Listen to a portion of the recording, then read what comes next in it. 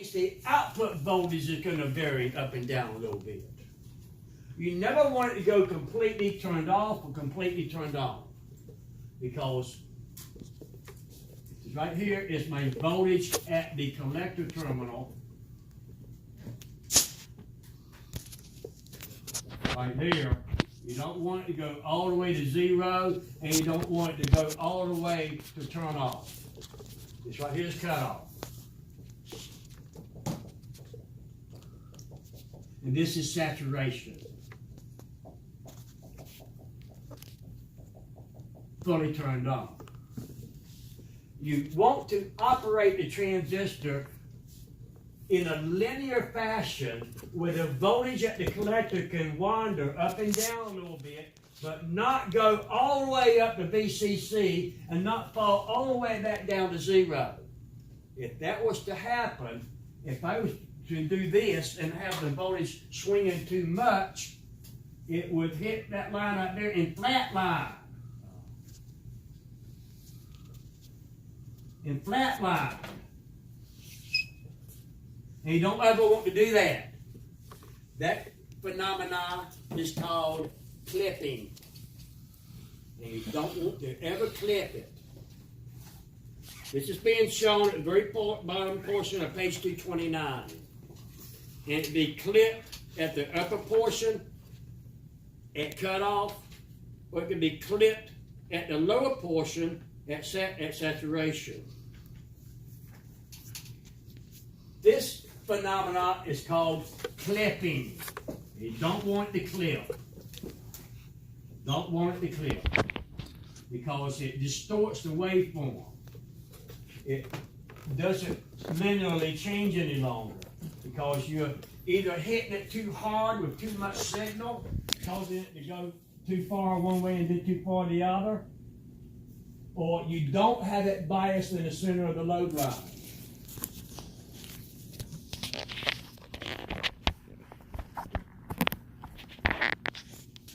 Okay, on page 229, where it says DC bias, it mentions this operating point that we call the Q point. And that point where we're idling at is called the Q point. And it's where you set it up to work before you give it a signal to amplify. And it's to be thought of as the idling point. The Q point's mentioned on page 229. Now, when the input voltage does this dance right here and goes positive and negative, the output voltage does the opposite dance and goes negative positive. Like that. Because when this voltage goes up, that increases my base current that turns on the transistor, and when it turns on, the voltage at the collector terminal drops. So it's got a 180-degree phase inversion for voltage.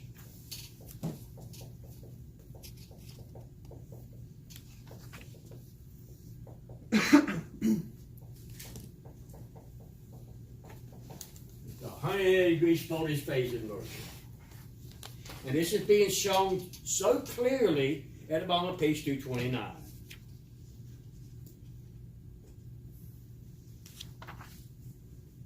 It's I think it's on 217 in the green. In the new book, it might be on a different new book. It's the chapter, it's a paragraph entitled DC bias. I got the early, the ninth edition book. About time for me to get a new book, don't you agree? So I'm on a little paragraph here that's entitled DC bias.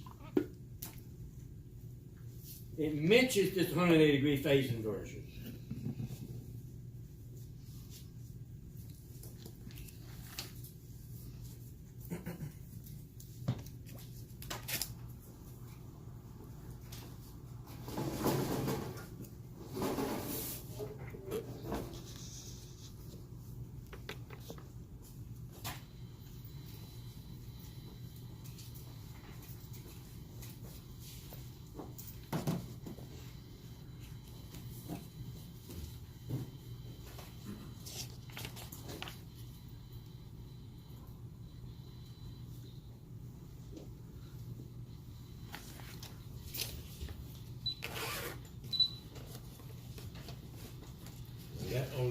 right there.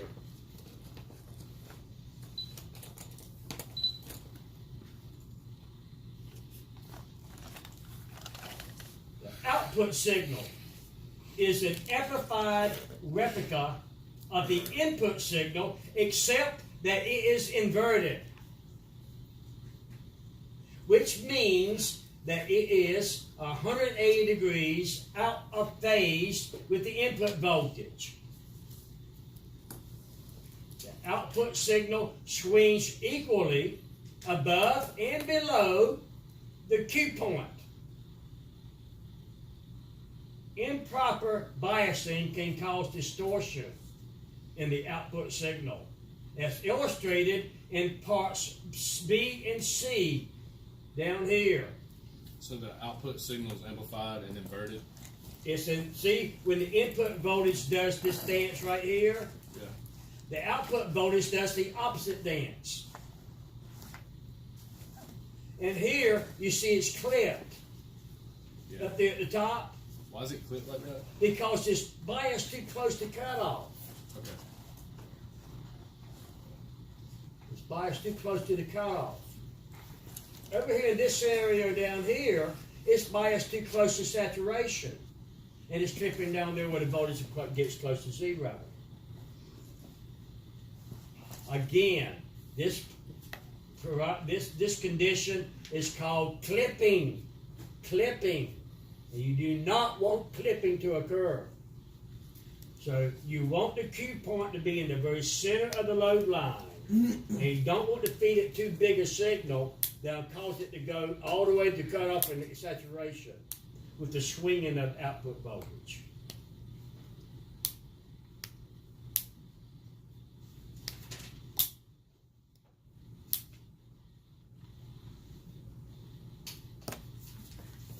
Okay. So we have our typical transistor circuit here. Our 10 volt VCC battery. We got, it's showing whole flow. Don't get all froggy on me that my ears are opposite that one. I always show electron flow, but your textbook is going to be showing whole flow. And here's the base bias battery that's adjustable from 0 to 5 volts. By making that voltage adjustable, I can vary my base current to various levels. Therefore, I can adjust my collector current to max out at particular values by adjusting my bias voltage. And they got some math shown at the bottom here. That's a math that we have already done in calculating the voltage around the transistor. Although it looks ugly when you look at it on the page here, this is math you've already done. I mean, you're calculating the voltage collector from the emitter. They take 10 volts and subtract the voltage across the collector resistor from it. So at 30 milliamps on 220 ohms. That's why they're 30 milliamps right there, 220 ohms. They took the 10 volts, subtracted that voltage right there from it, and what's left over is the voltage across the transistor from collector to emitter.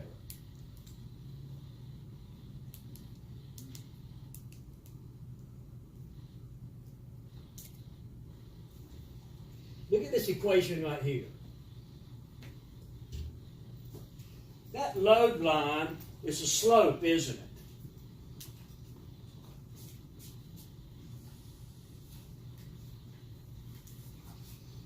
The voltage at the collector measured from the emitter and the collector current. And we operate the transistor by moving up and down a line connecting the cutoff point to the saturation point. So we're going to let that point right there connected to that point right there with the DC load line.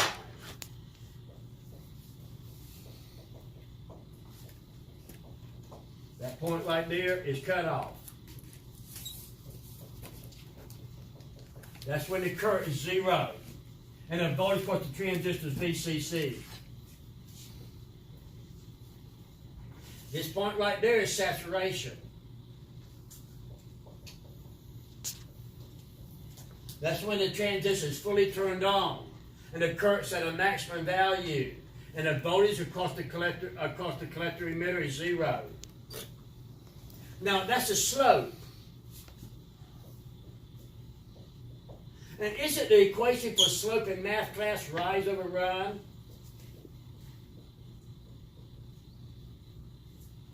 And isn't that sometimes called M? Remember that from math class? Slope, rise over run.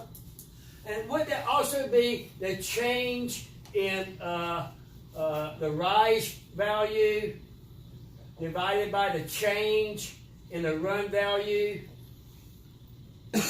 When you talk about the pitch of a roof, 4 and 12, for every 4 foot, it drops 12 feet. That's the slope, that's the pitch of the roof. It's called a slope, it's called a pitch. 4 and 12 is common pitch for most homes.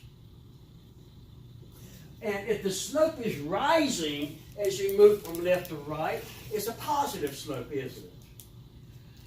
This slope here is falling from left to right.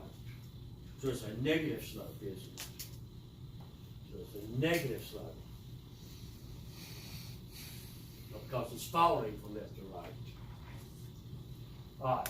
The equation for the slope of the y equals mx plus b. Have you ever seen that equation before? Mm-hmm. That's the equation for a line. And that's a line, isn't it? Okay. Now, what is this axis right here? Y. Is it at the y-axis? Okay. And what is this axis right here? X. Is it at the x-axis? Okay. Now, this point right here, that's the slope. This is the vertical axis.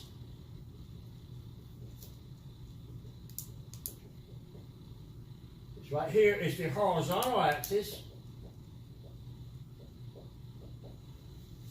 And that number right there is called the interface.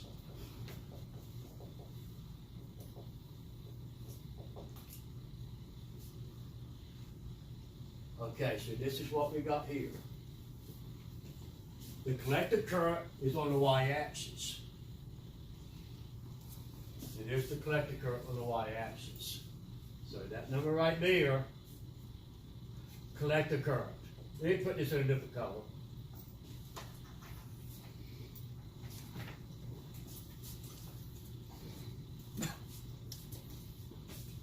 So right here is the collector current, IC. Okay. X is the voltage that the collector measured from the emitter.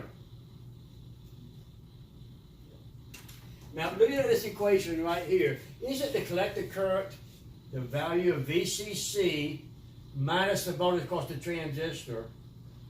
If I took, let me draw a transistor circuit real quick.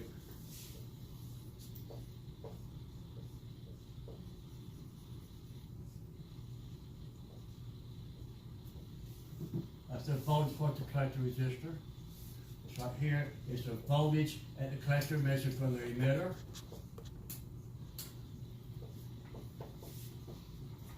Okay. And this is like the collector current.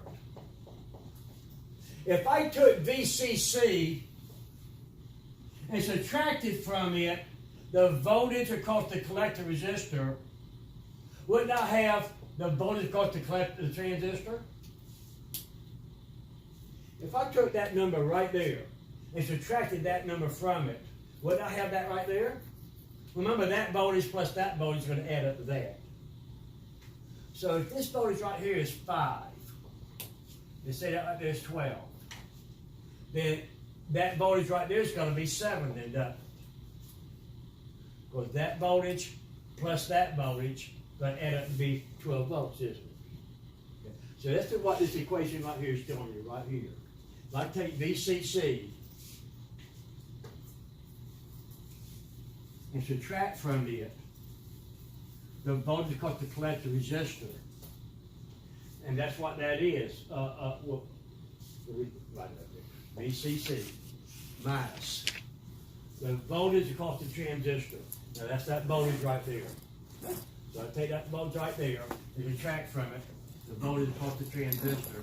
Would that leave the voltage across the collector resistor? So that's what it's right here, got here. So this number right here, VCC divided that number right there, divided by the collector resistor itself. That number right there is the voltage across the collector resistor. That's that voltage across this collector resistor right there. If I take VCC, subtract that from it, that's what's left over. So that's what's up there. Take that voltage up there and divide it by the collector resistor, that'll be the collector current, won't it? So that's what they got written here, right here. They take VCC and subtract from it the voltage that's across the transistor. That would leave the voltage across the collector resistor. So that number right there is the voltage across the collector resistor divided by the collector resistor itself. And voltage divided by resistance is current. So that's how they showing the collector current here. Now, what to do with this? You can, what Miss McLaurin used to tell me to do was to bust it apart. And I used to look at her funny and say, "What do you mean by that, woman?" And she'd say, "Bust it apart. You're taking this number up here, divide it by that, write it in pieces." So she forced me to take VCC there, not really VCC, she didn't know anything about electronics. But she took that right there and divided it by that number right there, and then subtracted it from that number right there, divided by that number right there. And that's what she called busting it apart. And that's what they got right there. It's busted it apart. Go. Right here is the collector current. All right. So you see how I got this far with it.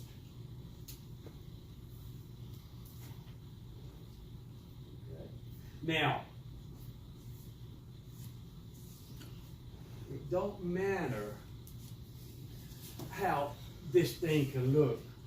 In fact, what they're doing in this right here, they're just simply swapping this part of it here and putting it first, and then adding that number right there to it. So they're just taking these two parts right here, this part right here being negative, and swapping them. And that's what they ended up over here. Negative VCE divided by RC plus that number right there. So they just simply took that right there and swapped it around the other way. And they got it right here, okay? So now this looks like this now. They take negative VCE over RC, so negative VCE divided by RC plus, this side right here is positive, isn't it? You don't see a negative sign in front of it. So that number right there is positive. So plus VCC over RC. Again, my equation for collector current. Everybody see how they got that far with it? All right. Now, Miss McLaurin used to remark this remark to me. Take it off the shelf. Now, I know that sounds, what the hell do you mean by that? And this is the shelf she was talking about. That little divide line. And I'm going to take this number right here, and I'm going to take VCC off, well, actually, they'll take a, which one would we take? VCE. Take the VCE off. They're taking this one off the shelf. But I can do it with this one just to show you right now. VCC over RC is the same thing as taking 1 divided by RC and multiplying that number times VCC over here, divided by 1. That's what she meant by taking it off the shelf. She took that number right there off the shelf and set it over to the side and replaced it with 1. And that's what they're doing with this number over here. So I'm gonna take the, let me see which way that's turn. I'm gonna take VCC off the shelf. So it's gonna be -1 divided by RC times voltage collector emitter. Everybody recognize if I want to go the opposite way with it, I'll take that voltage collector emitter, divide it by 1. So now it becomes that number times that number is voltage collector emitter, divided by collector resistor times 1. I get the same thing back that I started with, didn't I? So that's why she said you could just take it off the shelf like that. So that's what I did. I don't have to really divide it by 1 because it don't change anything. So over here, you just write voltage collector emitter. Now it looks like this. That equals IC as well. IC. Plus voltage collector DC over RC. So now they got this equation now for the collector. So that's what they did right here. They took that number right there off the shelf, set it down here to the side, and replaced it with 1. It's still negative. I just made it look different. And then it just took this part right here and just put it over there, right there, okay? So we got this final equation. The collector current is equal to -1 divided by RC multiplied times VEE. We write it over here. VCE. We got in parentheses. So we can put in parentheses. I can put the negative sign inside parentheses or outside parentheses. It don't matter. They got outside. And then they got over here, they got written V voltage collector emitter. And then they add to it VCC over RC. Let's do a little bit of steps there to show you how all that works. Maybe it's for no reason. VCC over RC. Okay. That's the final equation that kind of shows you. I showed you how they got it here. Now, Y equals M X plus B. The line equation, the reciprocal of the collector resistor is always the slope.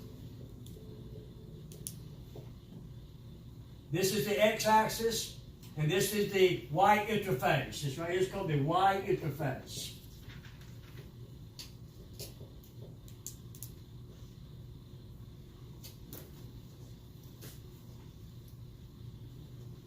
In fact, where did the interface hit? Where did the line hit the y-axis? Saturation. It hit at saturation. So this right here is saturation.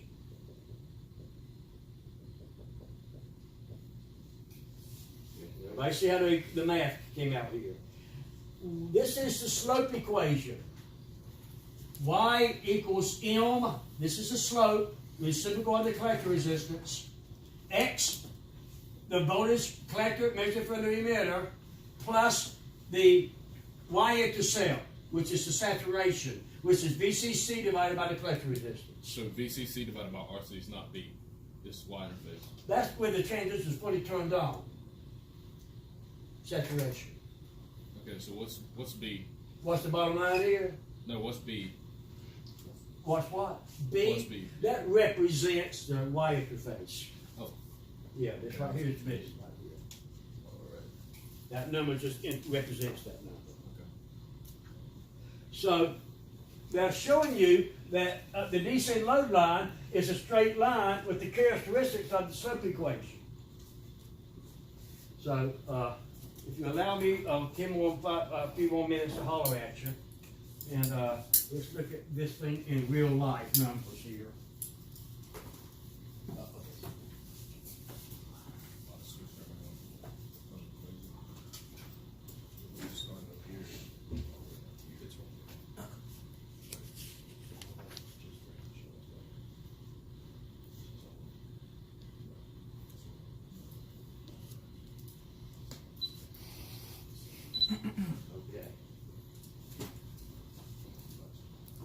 So we got a battery. That's nice. Let's give it 3.7 volts.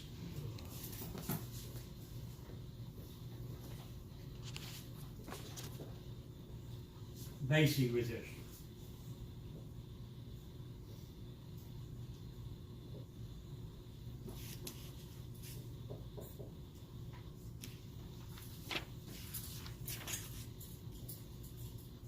What's the voltage? 10 volts? I think it was 10 volts, yeah. The collector resistor, I think it was 220 ohms. And this right here is 10K. Okay.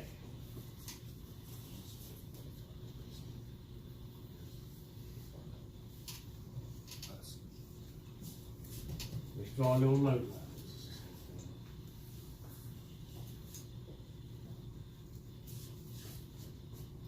Voltage from there to there, 0.7 volts. 3.7, so this right here's got 3 volts across the dome. Yeah. 3 volts across 10K is base current 300 microamp, which is the same thing as 0.3 milliamp. Right? Yeah. Okay, so you calculate, and the beta was, if I'm not mistaken, the beta was 100. So Beta's 100. 0.3 divided by. So this right here is collector current would be 30 milliamps, then what? 30 milliamps. 10 times 0.3 is 30. 100 times 0.3 is 30. Wait. 30 milliamps. 100, not 10. So it's right here. The voltage right there is 10 volts. Okay. Let's change this to 2.7 volts. Right there. We use a different color pen. So now we can make this 2.7.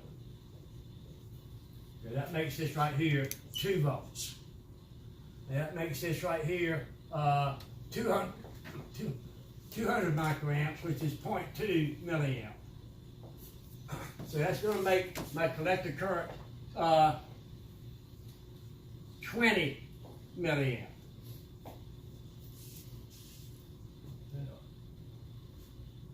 Then this use a different color pen altogether. Let's make this 4.7 volts. Now this right here is 4 volts, isn't it? That makes my base current what? 400 microamps, which is 0.4 milliamp. 100 times that number is 40 milliamp. Okay. So we've got these these points marked in this little spot right there. So there's 3 little spots marked. Right there's the 200 microamp position. There's the 300 microamp position, and there's the 400 microamp position. So 40, 30, and 20 milliamps there. Okay. Yes, sir. So are you giving those voltages? So you got 3.7 and 4.7 and 2.7. I got 2, 3, and 4. Will you be giving those, or you got Well, I'll be giving them when? like on the test? If we have Well, you'll be given everything you need to do the problem on the test. well, yeah. Some parts might be missing, but you have all the information to do it. I'm just- I won't run out of time here. I won't get through this. So let's put these 3 spots here.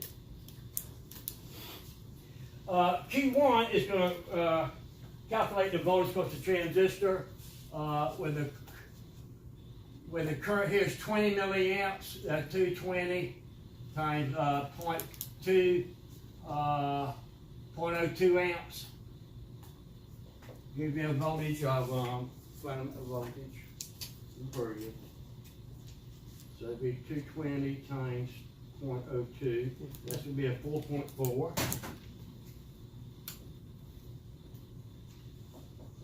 Okay, and then let's try it with, the 30 milliamp or the 20 milliamp, that's gonna be, that was with the 2. Back to the 30, so it could be 220 times 0.03 for that one. It's gonna give me,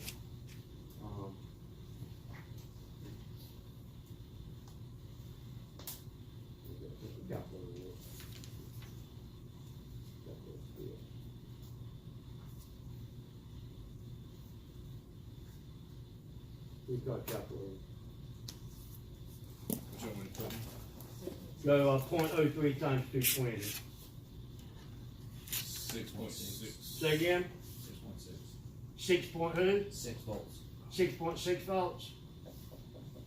Okay, that was the calculator. Okay, I got you back. Okay, now let's do for the 20, for the 40 milliamp position. It's just moving up 2 volts. This is gonna be 8.8. That's gonna be 220 times a 0.04. That's gonna be what voltage? 8.8. Huh? 8.8. 6.8? 8.8. 8.8. Yes, sir. 8.8 volts, is that right? Yes, sir. Okay, so that's gonna be the voltage across this resistor right here. So it'll be 4.4, 6.6, and 8.8. So give me about, all these will multiply times the 220. Okay, so there, when this is 4.4, 10 minus 4.4 leaves what? 6.4. 6.6. 5.6. 5.6. 5.5, 5.6. Yeah, my bad. Okay. Okay, take 10 and subtract 6.6 from it. 3.4. 3.4. Okay, take 10, subtract 8.8 from it. 1.2. 1 point who? 2. So that's gonna give me these 3 spots here on the load line. So right there's, 5, let's see now, right there's 5. So, right there would be 1, 2, 3, 4, 5, 6, 7, 8, 9, 10. Let me try to do this as accurately as I can. There's like 1.2 volts. My current right there. And then the 3.4, 1, 2, 3.4, maybe right there. That spot right there is about 3.4 volts. And then the other one, 5.6. 3, 1, 2, 4, 5.6, and maybe right there. Okay, that spot right there, 5.6 volts. Okay. We need to calculate our current for those now. So, take 220, take 4.4 and divide it by 220. Well, we got the currents right here, don't we? Got the currents. Okay, so this current right here is going to be 40 milliamp. This current right here is going to be 30 milliamps. And this current down here is going to be 20 milliamps. Okay. Rise over run. The slope equals rise divided by run. Okay. Which is equal to change in y divided by change in x. Right? That's right. Now, the rise, the change in y, is 20 to 40, isn't it? So that's going to be 0.02. If I take 0.04 and subtract 0.02 from it, I get 0.02 dollars. Okay, that's going to be my rise. And then my run is going to be 5.6 minus 1.2. And that's going to be what, 4.4? If I take 5.6 and subtract 1.2 from it, that's going to be 4.4. Yeah, that's going to be a negative 4.4. There's my slope. 0.02 divided by 4.4. And it's negative. Let's calculate what that number is. So I'll get 0.02 divided by 4.4. And that gives me 0.00454545. So my slope is equal to, lost my calculator again. Put it back on, come back on. There it is, point 0.00454545. Now the reason it's so tiny, when it don't look so tiny looking on the board, remember that this is in whole volts, where this is in fractions of an amp. So that's why it don't look, Where'd you get the .02 from? 0.02. Yes, Well, that was the 20 milliamps, 0.02 amps. And you're just, okay, you're dividing that by Now, the voltage. what my bottom line here is this: 1 divided by the slope will always equal the collector resistor. So 1 divided by that number right there, 0.004545 is what? Is what? Do it right now with your calculator. Take that number right there and divide it to 1. 220. What do you get? 4.5. No, you don't. Take this number right here, divide it into 1. Oh, I'm sorry, I already have it. 220. Huh? Yeah. The collector resistor. And that's going to be a test question. The reciprocal of the slope is always equal to the collector's resistance value. And I've just proven it to you mathematically, although I hauled ass through it. So the reciprocal of the slope is always the value of the collector resistor? Like, alright. The slope is M, right? Yeah.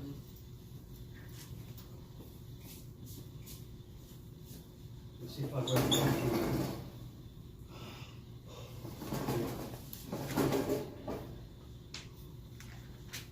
The equation, that line equation, back to that line equation. There it is right there. M. Reciprocal of the collector resistor. That was the 220 you got right here, where you took the slope and divided it into 1. And it gave me the value of the collector resistor. And that's what all this math is showing you on page 230 and 231. 230 in the old book. I don't know what it is in this book. 218. So we express that in words. The reciprocal of the slope is the value of the collector's resistor. The reciprocal of the slope is the collector's resistor. It's the reciprocal of that load line. So R's. Say again? So RC is the reciprocal of the load, which is of the volume divided by 1. You told me to calculate the slope, rise over run. Right. That's changing y divided by changing x. And that was 0.02 divided by 4.4. That gave me that number right there. Then I took that number right there, divided it into 1. And that gave me 220. So The reciprocal of the slope is always the collector resistance value. you're gonna have to do that again for like 6.6 volts. 6.6. So you have to do 0.3 divided by 6.6 and then 0.4. Oh, that 6.6 is because that resistor right there. Uh-huh. I took that 6.6 from 10 and got that voltage right there. Right. And this is the horizontal axis, the voltage that the collector resistance from the emitter. Right here where you did negative 0.02 divided by 4.4. Oh, right there? Yeah. Are you gonna That's have the to do, slope. Are you gonna have to do that for the other values as well?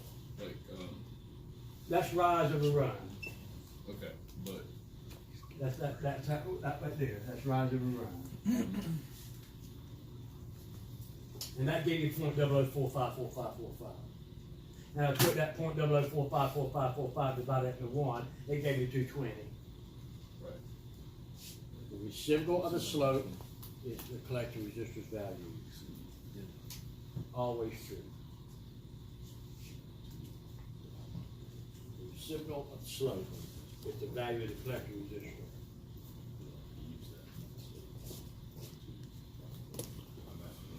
I went through that pretty quickly, I know I did. And I'm not gonna ask you to do this kind of calculation on a test. I want you to know the bottom line. The reciprocal of the slope is the collector resistor. Can you repeat that? Sorry. The reciprocal of the slope is the collector resistor. The reciprocal of the slope is the collector resistor.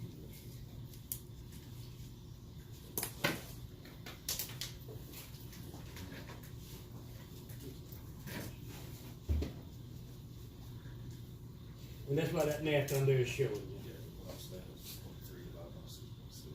There's the slope right there, the reciprocal of the collector resistor. Which is M. That's M X plus B. The B is the saturation point. And that be VCC over the collector resistor. What's the Horizontal, that's the x-axis. The horizon is left to right, horizontal. And that's the x-axis, the horizontal axis, right? I'm talking about. Pardon me? That would be the VCE. Say again? That would be the VCE for. The voltage at the collector measured from the emitter, yes, sir. That's where. That'd be VCE, Oh, the voltage across the transistor, yes, sir. I realize even though this may seem very unimportant, but it's pointing out to you that there's always a relationship between all these component values that we measure around the transistor itself and the slope of that load line. Slope of that load line. And that load line is negative, by the way, because it's falling as you move from left to right. Remember, if it's rising, it's a positive slope. This one's falling. So that's why the slope is negative. That's why I got a negative sign in front of it. And that's why they got a negative sign in front of it in the math down here. Right here. See that negative sign in front of the slope? The negative slope, x-axis, that's why the collector current equals M, that's the slope, X plus B. The y-intercept is B, and that's the saturation point.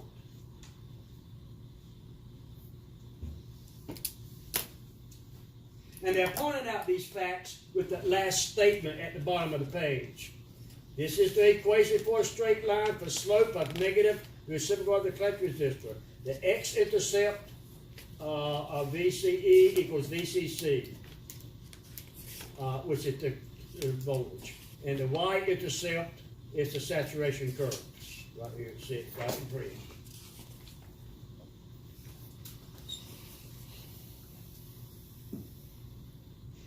I'm not going to ask you to do this kind of math on a test, but I do want to know. I want you to know the fact about it. The collector resistor is equal to the reciprocal of the slope. On this page over here, we're looking at that same circuit again, and they got these voltages that we calculated earlier: the 1.2, the 3.4, and 5.6. And they got these points marked on the load line. And you see, as the base current changes from 200 microamps to 400 microamps, it causes the collector voltage to swing all the way negative down to 1.2, all the way up to 5.6. And this is the AC voltage. See the lowercase CE there? This is my AC current. It's not steady. It's changing from 20 milliamps to 40 milliamps with my signal. My signal is the change in base current. It causes the collector current to change, and it causes the collector voltage to change and the collector current. If the Q point is too close to saturation. You can clearly see now we are trying to drive the collector voltage below zero, which can't happen. And it causes it to clip at that point. On the other hand, if we got the Q point too close to cutoff, it clips down here at the cutoff portion, resulting in distortion again. For ideal operation, you want the Q point in the very center. But here we got a case where we're driving it with too much of a signal. The signal's way too big, causing it to clip both at cutoff and saturation. And that's a highly distorted signal. You do not want this to happen.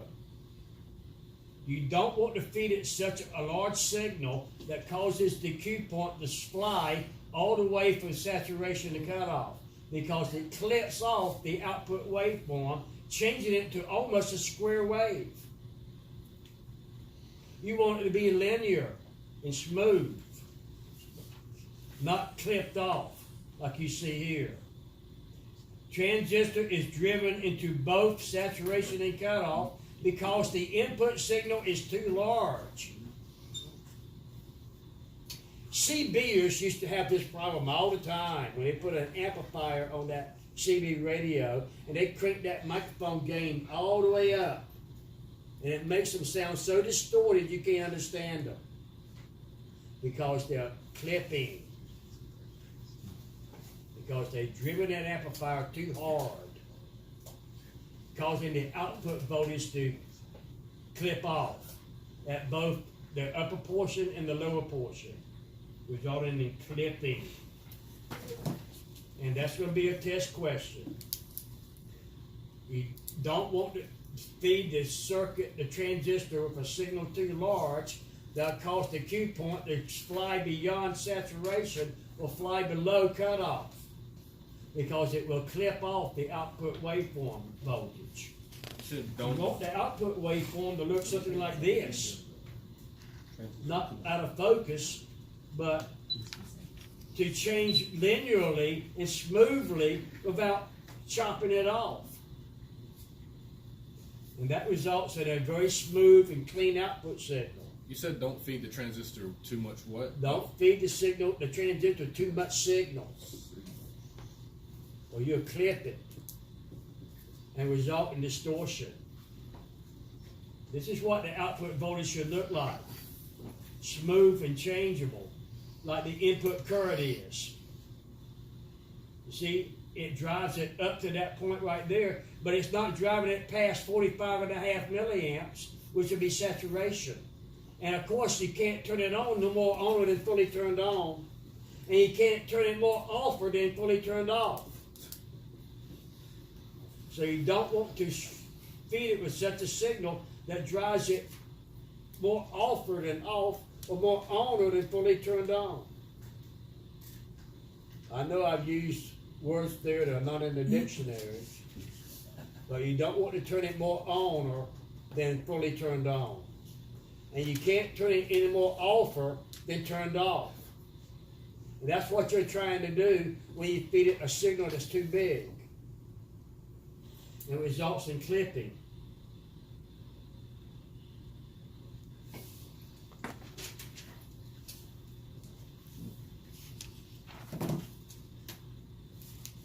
Does this make sense to anybody in here? Trying to get my head wrapped around it.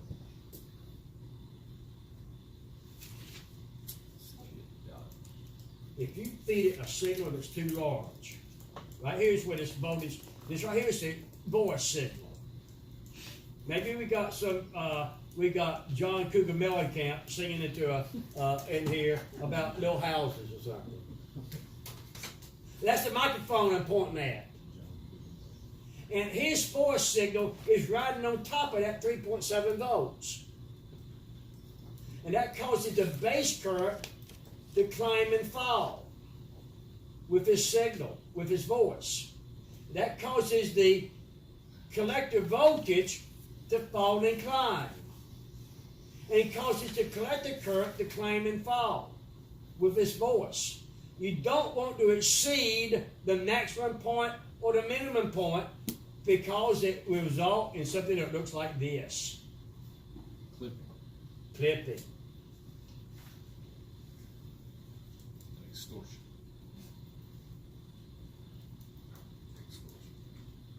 If I have accomplished anything today, I've hoped I've explained to you that you can't feed a transistor with too big a signal. Because when you do that, you're going to create distortion. When you say signal, do you mean frequency? I mean the voice signal, the voice Oh. voltage, the signal from the microphone, Right. the phonograph needle, the pickup head on the CD player. You know, wherever it gets its signal from, whatever it may be, you know, you don't want to give it too big a signal. Okay, The so input signal, the voice signal, if it does clip, what happens? the music. Pardon me? If it does clip, what happens? It'd be distorted. You can't understand it any longer. So is that kind of like when your speakers blow or something like that? It'd be worse than that. A blown speaker will just make it sound fuzzy. Mhm. Yeah. But when it's clipped like that, it'll be unintelligible. Okay. It might sound like Donald Duck in a drum. If it's not clipping real bad. You don't want to clip it. And we're gonna have a lab, and I'm gonna tell you to turn that signal up with the signal generator and look at the scope at the clipping you've done. Don't want to ever clip it. It results in distortion.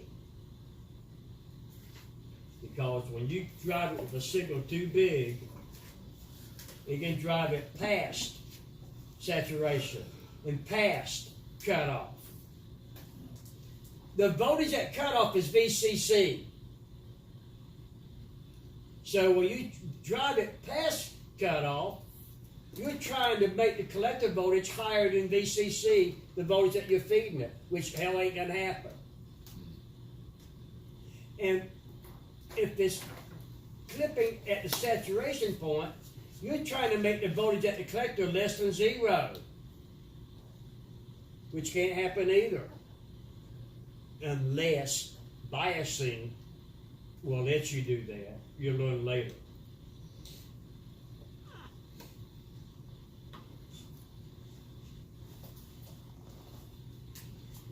Clipping. This is the ideal situation right here. You're feeding a signal from base current. That change in base current causes the collector current to change. Notice can you look at this? Let me get that off the page right there. Can you look at this right here and tell me the beta of the circuit?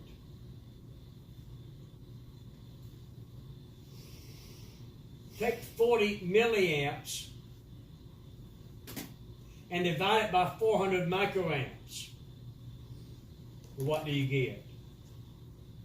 I'm waiting for somebody to give me an answer right now. Take 40 milliamps and divide it by 400 microamps. 100, yeah. 100. The ratio of the collector current to the base current. The beta, 100. Look at here. When the collector current's 30 milliamps, the base current's 300 microamps. 100 again. When the collector current's 20 milliamps, the base current's 200 microamps, or 0.2 milliamps. 100 again. The ratio of the collector current to the base current is beta. And you can clearly see that in this little drawing. And that causes the collector voltage to swing. Notice when the base current goes up with an increase in voltage, what happened to the collector voltage? It went down, didn't it? And when the input signal went low, the base current went low, didn't it? And what happened to the collector voltage? It went high. That 180 degree phase inversion.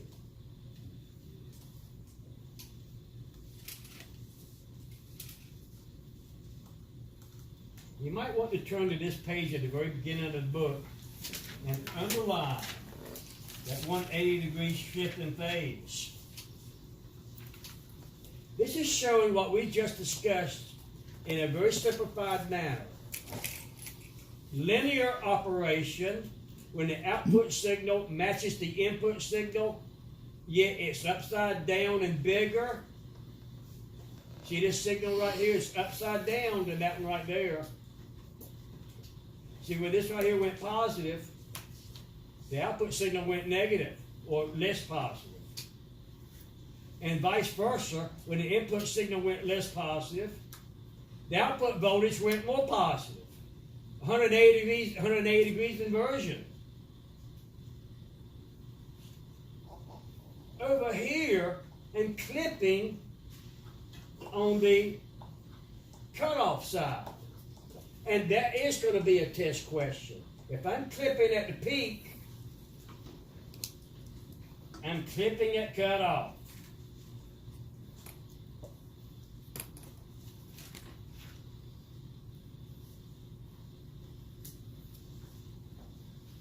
If I'm clipping at the valley, right here, I'm clipping at saturation.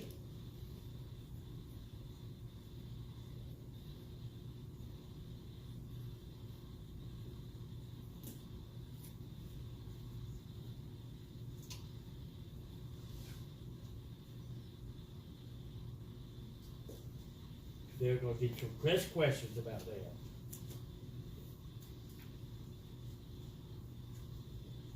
You see, the waveform is distorted. It's no longer a replica of the input because it's been flatlined. It's cleft off. It's like it went to a limiter circuit, isn't it? And that introduces distortion. Improper biasing can cause distortion, which means that it's not clear any longer. You don't understand what they're saying. It's distorted.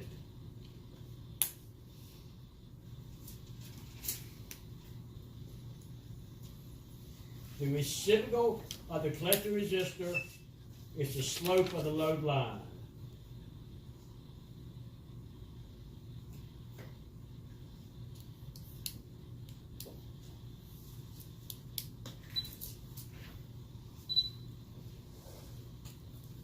This is Y equals MX plus B.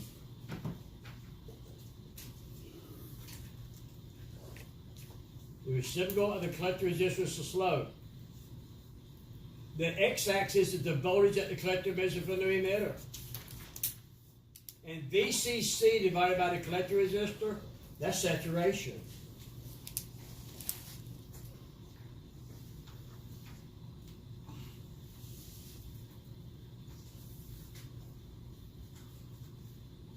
There's going to be some questions about that too on the coming test. Therefore, I can rest assured if you get these questions correct, you've got your head wrapped around it. It took no time.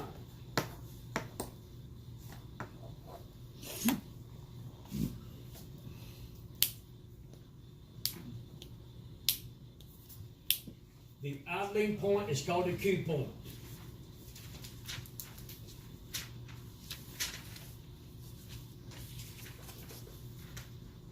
That's where you set it to start working at when there's no signal fed to it. It's the idling point. And when you speak into this amplifier, you deviate above and below that idling point. That deviation is a signal. The voice signal. the needle, when it rides on the phonograph record, causes it to vibrate, making a voltage, according to the voice that was on that record, or a magnetic tape, or a CD player, where the music is recorded, in some form, and you have a pickup there that can detect that form of information and send it to an amplifier to make it larger. So you can operate those 100-watt woofers when you ride by my house and shake the bark off the pine tree. I know you ride by the house because I hear you come out 2 miles up the road. Takes a lot of power to do that. That's why it runs that battery down if you ain't running that car. It kill that 12-volt battery and you crank that volume up.